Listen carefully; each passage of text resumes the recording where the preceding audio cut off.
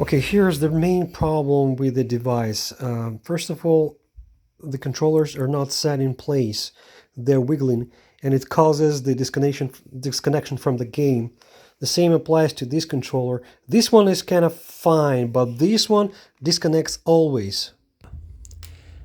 Okay, let me give you an example. So,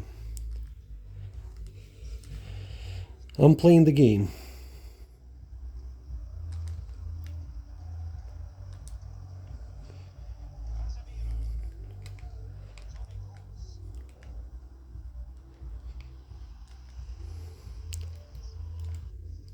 You see it got disconnected.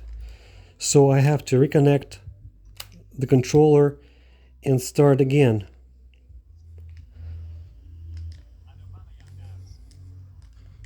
It disconnected again. I have to reconnect the controller again.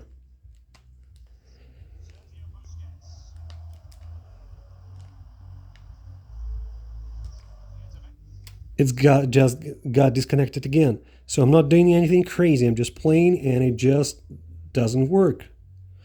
You can stop it.